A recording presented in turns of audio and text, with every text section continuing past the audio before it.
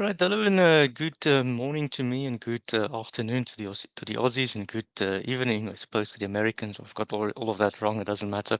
Today I'm speaking to Eddie Paterson, and he's heavily involved in nuclear in Australia. And what some of my audiences will find interesting, he's actually from South Africa. So, Eddie, welcome to this channel.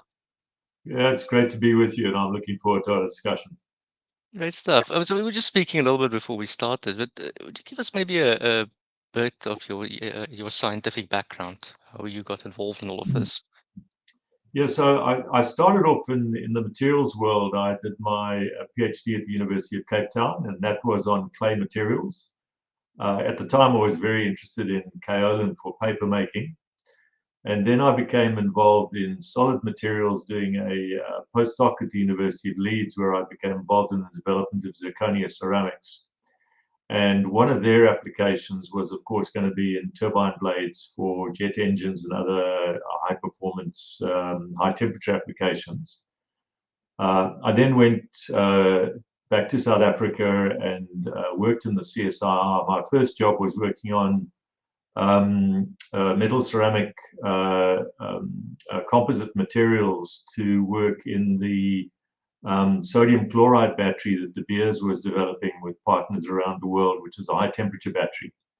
And that's when I got into the energy system essentially, because from there, through a long career in the CSR, I took the materials division and ran that, and then I merged it with the energy division. And that's when I really became interested in integrated energy systems. So there we developed the wind map for these. We did conceptual studies for combined hydro and wind in the Transkei, and a whole lot of really interesting projects. And we had a little, for example, just in the solar world, we had a little solar water pumping station at CSR, which used to pump all of the rainwater back up into the tanks on the hill, and then run them out and clean up the water through a wetland. So integrated energy management. But my first visit to a nuclear reactor was to the Coburg reactor in 1984 when I was an engineering student. I was really interested. There was a potential corrosion problem in the seismic bearings under the reactor, which are the sort of rubber blocks on a cement pillar, and the entire raft of the Coburg reactor sits on these these rubber bearings, a very complex set of materials, no, not just rubber, of course. And there was a concern that there might be corrosion. It turned out there wasn't corrosion. But that was my first encounter with a real nuclear reactor. Many years later, in a visit to France, visiting the new research reactor in France in Cadarache, I managed to visit the basement before they finished the research reactor, and I saw identical seismic bearings in the Cadarache reactor. That was a research reactor built many years later. So those are interesting connections. So that's where I started. But merging an energy division with a materials division and being able to work on everything from batteries, the battery group in the materials division. Mike Thackeray was directly connected, one step away from John Goodenough, who got the Nobel Prize for battery technology Yeah. when he was in his 90s. And Mike had been John Goodenough's student, and he worked with me. Well, And it's a point that isn't stressed enough. There's 2 points to highlight here. One is it's a very small world, the scientific and engineering world. I mean, I'm actually shocked that I'm one or two, levels away from CEOs and then ministers sometimes. It's yeah, even at my age, it feels a bit frightening sometimes. And then the other point that I think to emphasize here is that the challenge with energy in general, and it's probably it's true of solar and wind as well, is the materials actually. The materials drives the cost, right? exactly. There are two things that drive cost. The one is the materials and getting the materials right and getting the materials right at the right time. But there are two other universal laws: elegant simplicity of regulation, the quality of the regulator, is crucial. So Canada's got a fantastic regulator, started mainly by Scottish engineers who came over in the Second World War and created Chalk River in Canada. The worst regulators in the world are people who allow you to switch on the reactor when the paperwork is heavier than the reactor, and that's the Nuclear Regulatory Commission in the United States, for example. Just really the job of the NRC, established by Jimmy Carter, who was himself a submarine engineer, was to shut down nuclear. And people don't know that, but Yeah. my nickname for the Nuclear Regulatory Commission has never reached consensus, NRC. And it's really was to grind the life out of nuclear, but it's become so important in the United States. We've got the two new wonderful reactors in Georgia now, both connected to the grid, I believe. Yeah, and the point about the regulator, I mean, the one in France is a bit better in many ways than the US. In some ways, it isn't. It gets what I would call obsession sometimes with excessive safety. But you know, you Yeah, can't push back against that. But in the US, it's a political position. So, it you is. know, yeah, and depending on who is appointed at the day, they will either facilitate the nuclear safety process or they will obstruct it. And we've seen many times how rival energy sources have used those positions to create what we call regulatory turbulence. I mean, the questions they ask are not unreasonable sometimes, but the fact that you keep on changing them will result in what happened in Georgia, right? Yeah, I love the phrase regulatory turbulence because turbulent flows consume energy. Whereas laminar flows get the liquid there as quickly as possible with limited wall interaction, and you get the result. So because I used to stir clay for my PhD, I know a lot about turbulent intensity and how it affects. I know how to make clay flocks very small or very big, depending on how many battles you put in the wall with the stirrer. So in a way, that's a wonderful metaphor of the challenge of nuclear. Is if we want to streamline the process and actually get the most efficient use of resources, and also, frankly, to keep it safe, the processes should have the goal of nuclear safety at an economic cost that is predictable and for the life of the plant. Waste management is a materials management problem. It's not a safety problem. And I think one of the things that opponents of nuclear power conflate is the safety problem, which is actually enveloped by the reactor design and the fuel design. The safeguards problem, which is how do we get the fuel there? How do we safely put it into the reactor? How do we make sure that nobody does anything naughty with it afterwards? And how do we finally dispose of the waste?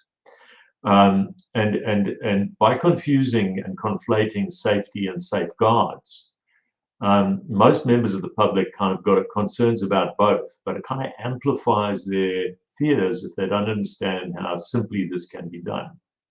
The third S, of course, is security, which is making sure that malevolent actors and basically naughty people, sometimes foreign governments, don't involve themselves inappropriately in the nuclear materials management process. And so the three S's, safety, security, and safeguards, in democratic countries are very easily managed, and as you know, are managed very successfully. And yet, Yeah. I live in a country where nuclear power is banned. It's just crazy. It's a democracy, but it's banned. But that is still striking to me. So let me jump onto the few points you raised there first. The fact about security, let's look at basically bombs is what most people would think, but you can do other things as well if you really want to. I mean, it's all about intention at the end of the day. Yeah, Intentionality is key here. Um, the African continent has probably it's one thing they can be proud of is to have a nuclear-free zone, the Treaty of Pelindaba. mm, Countries cross-monitor each other. The fact that somebody watches each other means you cannot get a bomb. My wife correct. is from Iran. Okay, Iran has been as does not have a nuclear weapon for the reason that there's safeguards and for the reason that they understand that there's a deterrence in the region. They will be Yeah, annihilated if they ever pursue that path. Okay, so they play the rules. Yes, they are a threshold state. Theoretically, they can get it, but they don't get it because of the inspectors. So Mm, that's one way to just eliminate the problem. Okay, is to correct. have other countries, have Russia monitor the US. They don't trust Mm, each other. That is how you eliminate that problem. mm, As for the nuclear waste and the safety stuff, I mean, I've been quite skeptical even of the modern standards of nuclear waste. My mm. my view is personally that okay, fine, I accept the current one, so I'm not going to change the rules. I'm not going to break the rules, anything of that sort. But we're overdoing that anyways. Um, Yeah. most of the waste will decay to a reasonable level after a few 100,000 years or whatever. So you just have to put it, for lack of a better word, a hole in the ground, basically. There's nothing else to do about it. I agree with you. Look, you get, for example, in France, where you are reprocessing. So I used to be the CEO of the Australian Nuclear Science and Technology Organisation, which runs a 20 megawatt research reactor just on the edge of Sydney. And we, from a safeguards point of view, is in the vault where the unused fuel is kept. There is a permanent camera which goes all the way back to the International Atomic Energy Agency in Vienna. And there's somebody sitting in Vienna who permanently looks at that vault where the unused fuel is stored. That's for democratic countries, that's a well-established tradition. But I think the other part of it that is really important for people to understand about this is that the whole nuclear fuel cycle it has a set of risks that are no different to transporting high quality food and making sure it doesn't rot and it gets to you. So the kind of the safety protocols are identical. It's traceability, it's responsible actions, and we do it for food, and it's essentially no different to do it for nuclear. With respect to waste, I had the privilege when I got to ANSTO of being asked by my chairman to sort out the so-called synrock problem. Now, synrock was synthetic rock. It was an invention made by Ted Ringwood at the Australian National University many, many years ago. I think it was in the 60s. And synrock had been talked about for decades. There had been international groups working on it. It had never happened. My chairman said to me, AD, there's plenty to do at ANSTO. We get the reactor working properly and so on. But one thing you can do for me is I want you to get synrock to work or stop it, because we've been busy for a long time. And I assembled there was a great scientist, Lou Vance, who had worked with Ted Ringwood. He was, well after retirement age, but still working. And he got together a group of young scientists, and I got together a group of engineers. And over the time that I was at ANSTO, we developed a synthetic rock process to deal with the liquid waste from nuclear medicine production at ANSTO. It was an unsolved waste problem. How were we going to deal with that? And this is for nuclear medicine, right? And shortly after I left, they commissioned the world's first synrock plant, which is a full-scale plant. It's not a pilot plant. Digitally integrated controls, all the problems solved. The hot isostatic press built in Sweden, integrated into a properly contained building and so on. That plant is just waiting to have enough waste to get a campaign to process it. So the waste problem from nuclear waste from medicines, which is not solved, is solved. It's just they have to come and buy the plants from ANSTO, right? And so from my point of view, at the front end of the cycle, we know a lot about uranium. We know how to curate it. And we now know for nuclear medicine production, at least, that we have synrock. And the waste problem for most nuclear fuel is that, and in France they've done this for years, is to reprocess it and use it again. In fact, in Australia, the fuel from the HIFI reactor, the predecessor of the Opal research reactor, has all been reprocessed in the UK at Sellafield and in France. And it has been brought back, this is intermediate level waste, in large casks, in ships. It's been shipped back to the ANSTO site, and it stands in a hall waiting for a waste repository. And it is perfectly safe. In fact, we would regularly get politicians around to come and hug the cask to show that it was safe.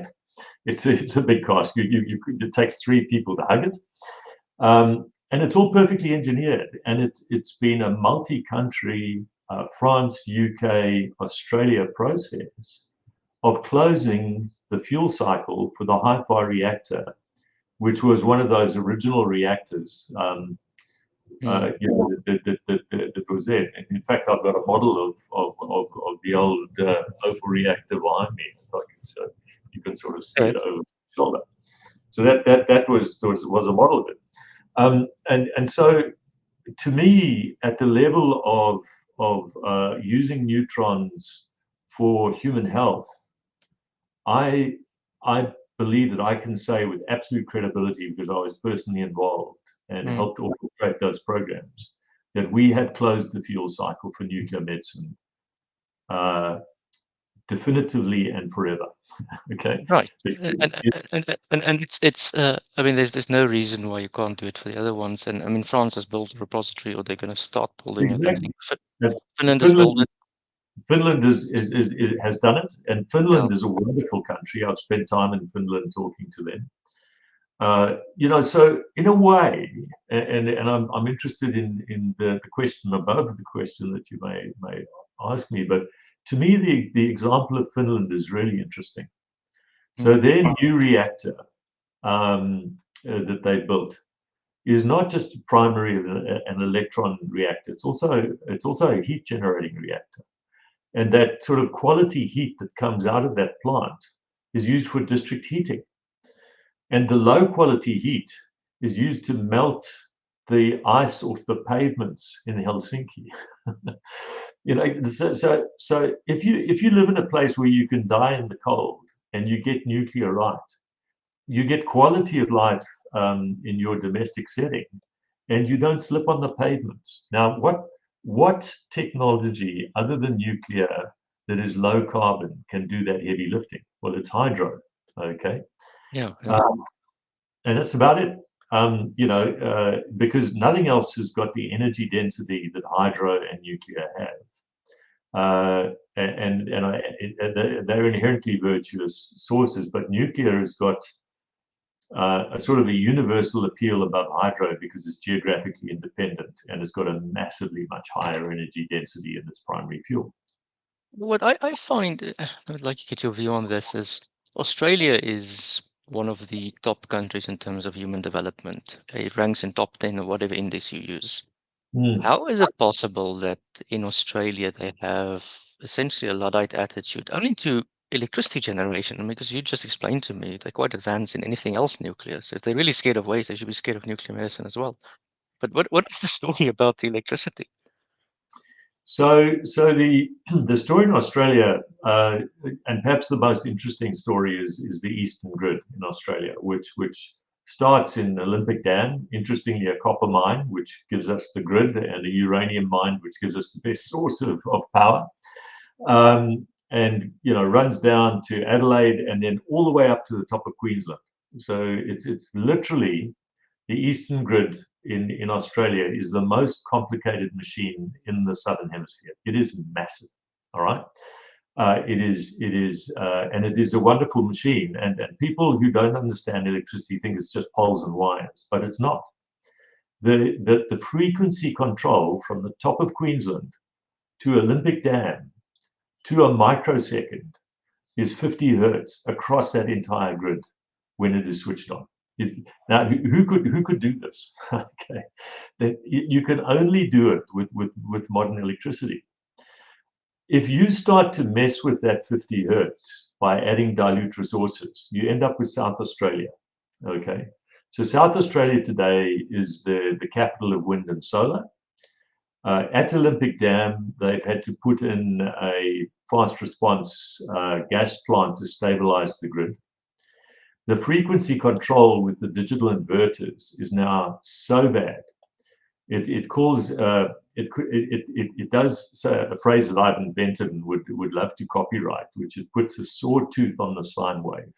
Okay, the digital inverter when it's working leaves a sawtooth because it's digital. It cannot actually do what a spinning machine does with inertia. And that sawtooth on the sine wave means that you can't do precision manufacturing anymore in South Australia using the 50 hertz signal to Wow. do injection molding, for example. And so the industries in South Australia that were in South Australia that needed that precision signal are now on the west coast of the United States. And they left in a way that nobody is allowed to disclose who they were, when they left, and why they left. Okay, it's all a big secret. So in a democratic country, which is losing its industrial baseline and capacity, they've managed to organize, sort of an inquisition type of environment where nobody really knows the truth.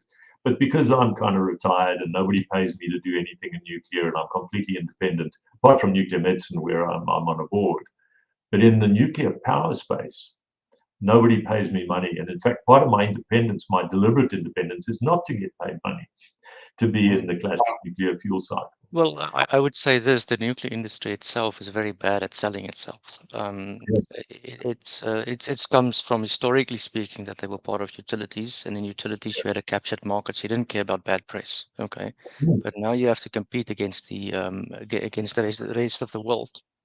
So that's the first. Excuse me for a second. No This worries. that's the first issue. So they need to come to a point where they say this is our product. Um, Now, I want to get your view on this, right? You say South Australia. Now, South Australia, I've been studying the grids of many countries now. I've looked at Yeah. something like almost 100 countries. And there's two countries that they hold up as the flagship cases of renewables. One is South Australia, one is California, in particular. Mm. California might have solved it now with batteries. I don't know. I mean, it remains to be seen. They spend a Yeah. lot of money on that. But South Australia is entirely dependent on its neighbors. So is Germany in terms of fossil fuel installed capacity. Yes, they're not burning more fossil fuels and coal, but they're keeping them idle. Now, if you run an idle system in parallel to a renewable system, somebody has to pay for the idle system. It doesn't amortize itself. Okay. Yeah. So Yeah. I don't know how that works out in the finances, but I've looked at electricity prices, and they don't look pretty to me. Okay, so they're saying these things are cheap, and I just look at basic electricity prices, they say not. And then there's 10 million reasons why I'm wrong. Okay. So that's sort of the picture I'm seeing. When I look at total system cost, which is the actual metric you need to use, LCO is nonsense. Okay. Yeah. I find Really. that the economists tell me there's very little difference between these systems. Okay. Mm. Then if I say, okay, if that is the case, in terms of electricity prices, then you cannot argue that nuclear has got no business case. It's just how it has to do with your incentive structure and the laws you impose on it. Yeah. Yeah. So yeah, there are two fundamental engineering issues left Mm-mm. before you get to the business case. The first one is the work of Jacopo Bongiorno at MIT, when he looked at the level of penetration of dilute resources in grids, and he did this wonderful work of two interconnected grids. It was theoretical work, but it's just his PhD thesis, which is available through MIT, is a work of genius. Okay, and he demonstrated just really understanding how grids work, and then putting that into a model, and then connecting in things like batteries, things like intermittent resources, and the dispatchable, the reliable resources. His work has never been overcome by any intellectual study by anybody who's got high penetration of renewals in the grid. And he showed clearly that at about 15 to 30% of penetration of intermittent renewables in the grid, the price starts to go up in a way that you cannot control. And that is because you have now paid for all of the robustness of the inertia-based sources, but you've now got all of the intermittent resources, which you have to overbuild to get anywhere near where you want to be. And then you've got the static resources like batteries, which he included in his study, by the way. It was really a very early study of this thing. So, and so I think that anybody who comes with a picture of the grid, now this work has been separately and independently worked on with a high resolution weather map in Australia. And the person who's done this is a chap called Robert Barr, Dr. Robert Barr. and their website is called Nuclear for Climate, and it's the section where they explain how their model works, and the stuff that Robert Barr's got on that section. It looks like just a couple of graphs, but underneath it is a sub-hour, multi-year resolution, high-resolution map of the weather systems in Australia. So this is built not on some guy with a computer and a sense of humor, but this is real dynamic engineering modeling. And he showed conclusively as well, he comes to the same conclusion as Jacopo Buongiorno in his work, that around 15% is your minimum cost of electricity in any grid you build. Okay, that's the most renewables you can get in before it starts to cause something to go wrong. And there's a reason for that, is that the investments you make in inertia, in spinning systems that keep that grid operating correctly, cannot live comprehensively and effectively with dilute DC resources creeping into this thing. It's like having an old tank in the back of your garden and it's rusting, and you said this rust is the coolest thing that could happen to my tank, and you get to 15% rust and the tank begins to leak, right? So that was Robert Barr's work. And then separately and independently, and again, Robert Edel and his work has shown again, and he, by the way, I've had teleconferences with him, is not primarily a nuclear supporter. He's a kind of the systems person who would prefer to do it with renewables. So there is no doubt, I think, from an engineering perspective, there's absolutely no doubt that high penetration of renewables in a grid, supported by batteries as big as you can make them, and the lithium ones will always burn down at some point, by the way. And the other thing that is fatal to batteries is that every piece of work that has been done and all the lifetime assessments and all the future lifetime assessments will not give a lithium NMC battery or iron phosphate battery a lifetime of longer than 10 years. Because the fundamental problem is that you're pushing electrons one way, but that electron, for every electron you push, you have to get a lithium atom to jump across a membrane. And if you know the weight of an electron and you know the weight of a lithium atom, I can tell you now, you just do that. I leave that as an exercise for your listeners. Just get those two figures and do the calculation. And the one doing the heavy lifting, the one's going down a conductor, that's the smallest one, the electron. The other one is being pushed through a wall called a membrane. Okay. Batteries can never do this. Flow batteries, there's some flow batteries, vanadium flow batteries in China have been quite successful. They might get longer than 9.86 years, which is the National Renewable Energy Laboratory long-term study of batteries. You can't get more than 10 years out of a battery system. The South Australian battery was the biggest in the world when they built it. The one that they built in Victoria to stabilize the grid in Victoria, which is the state, right next door to South Australia, Tasmania is to the south.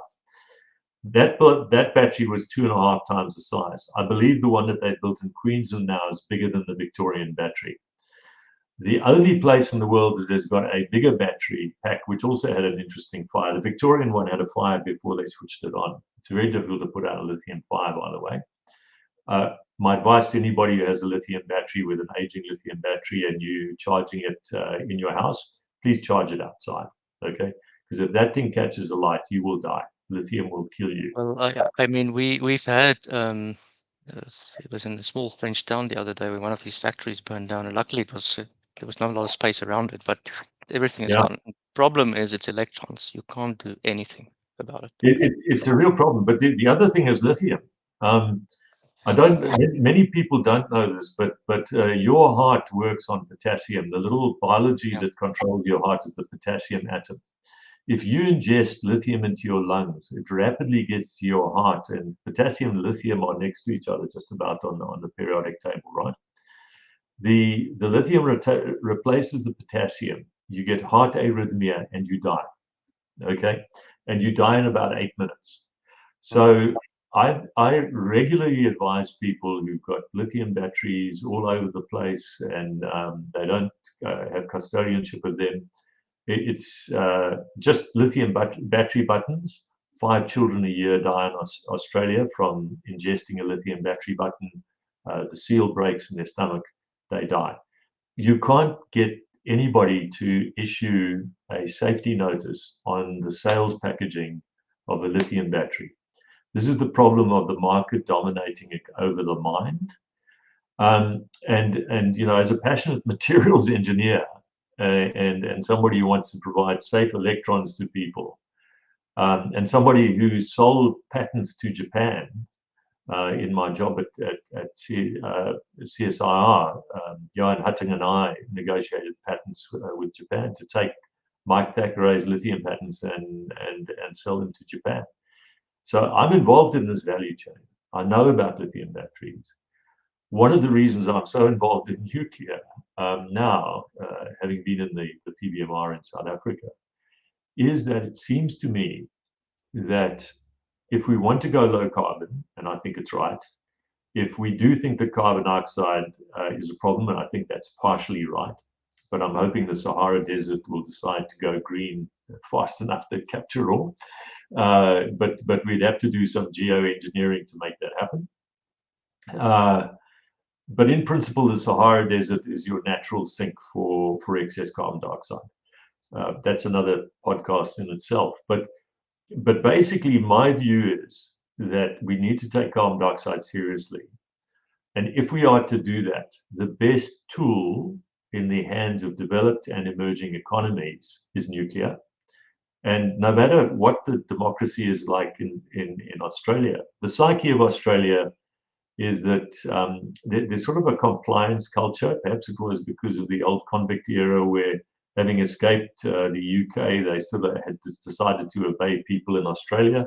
I don't know what it is, but there's a kind of a compliance mentality. And even very serious, you know, liberally oriented people think that the ban is quite a good thing.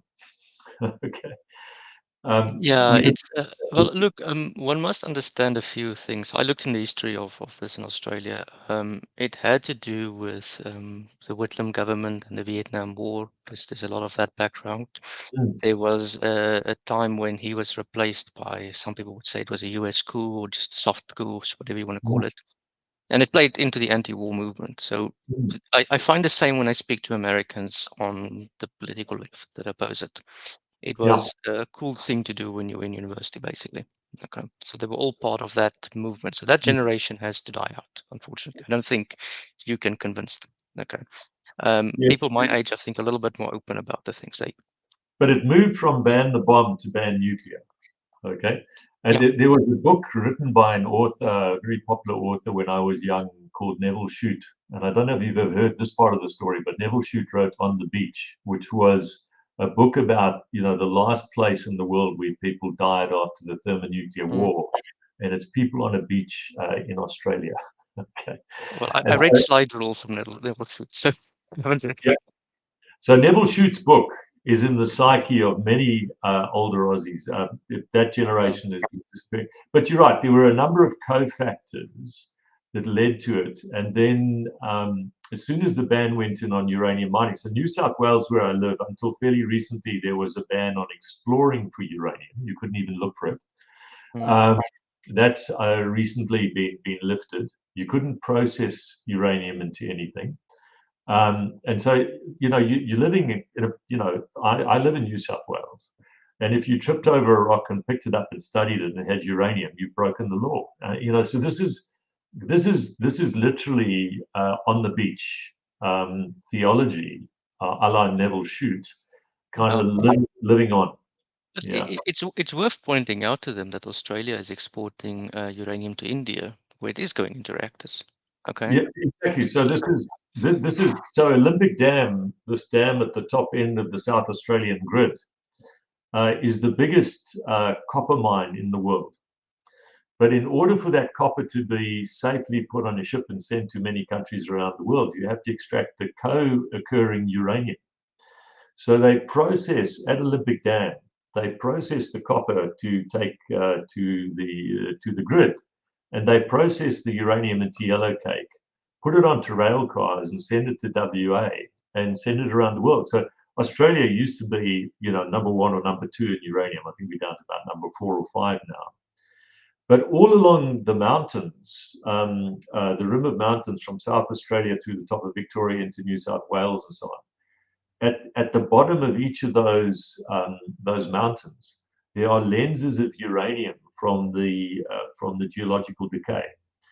There are hundreds of years of uranium, but you're not allowed to extract them. There was one mine called 4 Mile in South Australia.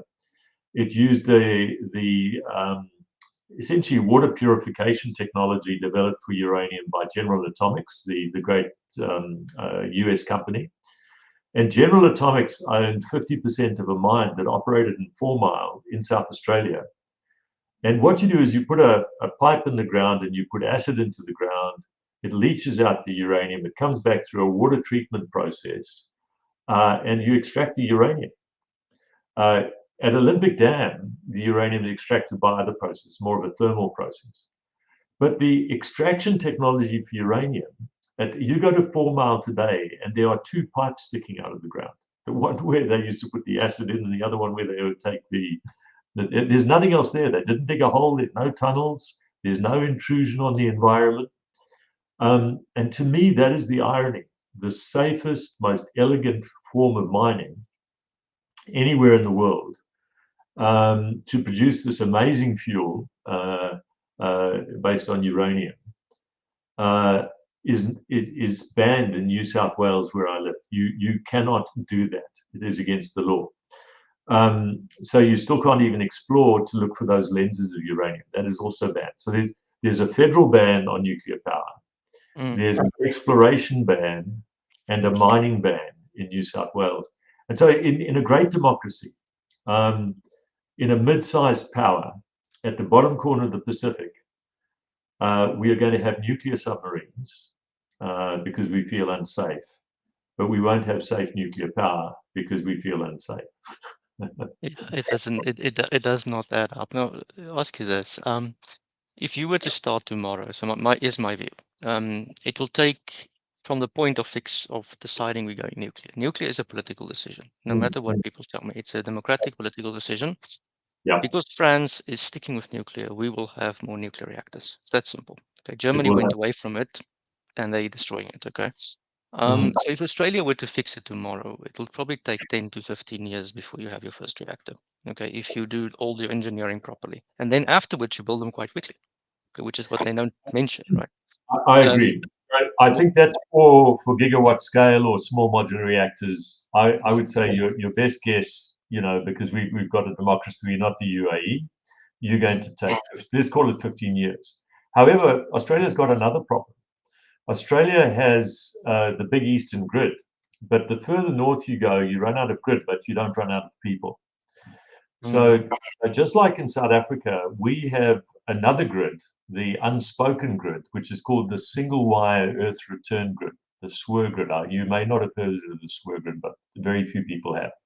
yeah, But across the top of Australia, from Brisbane in Queensland all the way across the top into the Northern Territory, there are thousands of people who don't have a connection to the big grid, and they live on what I call the diesel grid. So diesel gets unloaded in Brisbane and it's taken in tankers across the diesel grid, and you have these diesel powered little power plants in every community that gets a reasonable population density, and all of those are connected with the SWIR grid. Okay, it would take, once we have eventually, type reactors, the Westinghouse eventually reactors, when those are coming off the production line, it would be much cheaper to have that yeah, capability in Australia and to practice it being nuclear with eventually reactors along the diesel grid. You would build engineering knowledge. You would learn about nuclear. You would teach communities it's not scary. You would actually fix for Saskatchewan and for Northern Alaska and all of the other places that need that.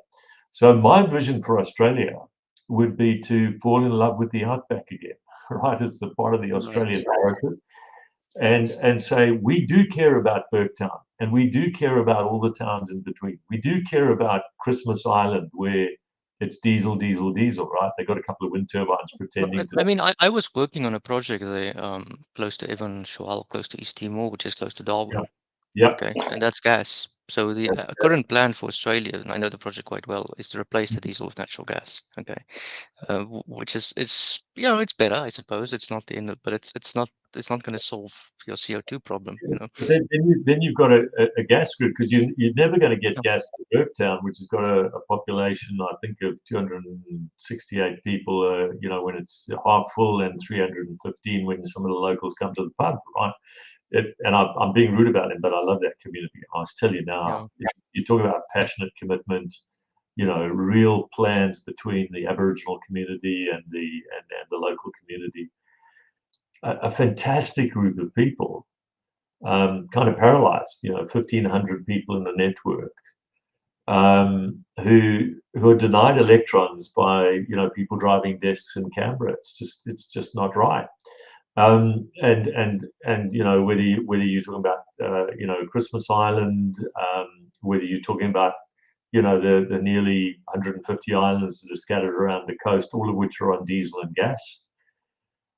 I just think the Yeah, average person just hearing about what it really means to live in those communities is going to say, well, the Aussie approach would be, let's give it a go.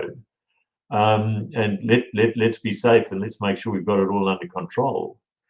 is But the polarizing thing is high net worth people living in the center of cities, uh, you know, um, living entitled lifestyles, and making up futures for people that they've never met. right. And I'll ask you this then, last question. Is there like how long do you think it'll take before this ban and things? I mean, what has to happen? Is what I ask this. What has to happen in Australia for to path the way open, politically speaking? I mean, because once the politics are there, the engineering we put in place, right? My optimistic forecast is that the age of reason will break out. Helen Cook, the best nuclear lawyer in the world, lives in Sydney. She's written the book on nuclear law. Mm. They could get her in a room with a bunch of people, and she could write the laws in 8 minutes. So the optimistic scenario is that everybody goes rational, and we could have a legal baseline after the next election, maybe in 18 months after that. But it would be a miracle, because the social consensus that is required is impossible to forge with the structure of Australian politics. So that the crystallizing factor will be the failure of the Eastern Grid, and sadly, it'll be an aeroplane falling out of the sky, or it'll be the sewage system fails and spills over because we can't control it anymore because there's not enough electrons, and people decide to prioritize hotels in Sydney over over the sewage system or something. So my prediction is that it'll take about a year after catastrophic failure of the Eastern Grid for the law to be changed, and then you, excuse me, into the 15-year time horizon you talked about. And my best case scenario, with my South African experience of watching change, is that everybody will be surprised how quickly it comes. Yeah. To get a F.W. de Klerk to change his mind and to release Mandela was a surprise to everybody in South Africa. So what's the surprise in Australia? It's Prime Minister Albanese has just spent 3 days on the Kokoda Trail, re-evaluating his political fortunes. Maybe he decided to punt for nuclear when he came back last Wednesday. All right. All right. So I'm an eternal optimist. I think it'll have to be the centre left that changes. There is no logical coalition, and in fact, there's sort of big end of town fiscal overconfidence in the coalition. To be frank, they're all sort of patting each other on the back while trying not to stab each other in the back. And so I'm not confident in mainstream politics. The eco-modernist movement remains very strong. Women in nuclear is a very powerful emerging force. We've got a lot of voices of younger people. I trust the younger generation to get it right. My generation, I honor the people who are really trying to do the micro farming and the small grid stuff and so on. I had a wonderful chat to someone today about that. Mm-hmm. But really, my history in South Africa and my anticipation for Australia is that energy apartheid, as we have it in Australia, has to be subverted. It will not be overthrown with reason. Oh, no, that's fair enough. Well, Eddie Paterson, thank you very much for this chat. Really appreciate it, and thank you everyone for listening. Where can they find on nuclear in Australia? Any news or anything? Let me ask you that last question on it.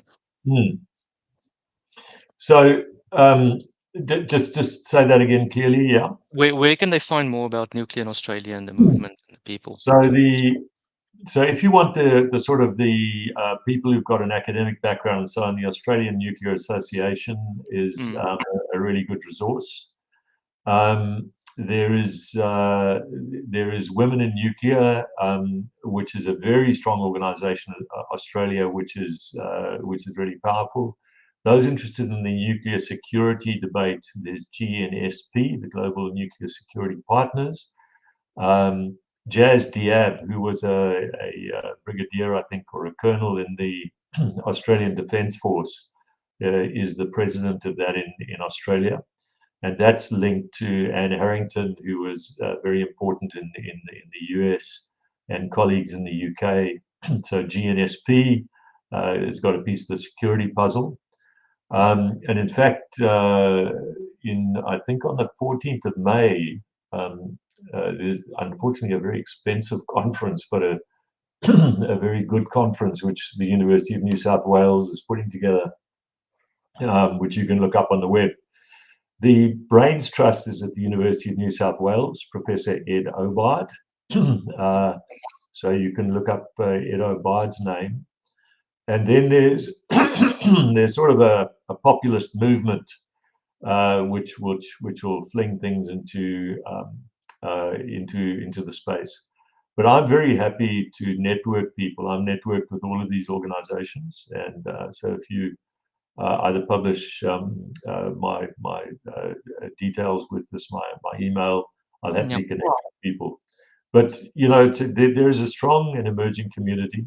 I'm the chairman of Nuclear for Australia. Will Shackle, this young man who is in his final year at school, has got a massive and progressive young people's movement, and you can sign up for that for a few dollars. You can become a member from anywhere in the world. And Will, who's not a geek, he's really more of a classics and much more thoughtful than I was when I was his age.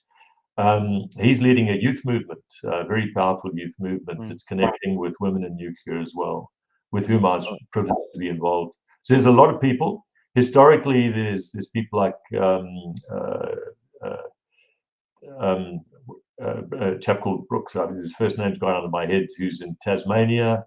There's Ben Hurd, who had a series of blogs and so on. So there's a lot of resources. Just do the search. But if you're mm, struggling to do the search, and like me, your mind is getting a bit old, do get in touch with me, and I can connect you up to all right. people. And if you want to do some heavy lifting and you want to become part of a movement, I can connect you to those people as well. Right, well, thank you very much. I appreciate the conversation. It's been good fun. Thank you. Thank you.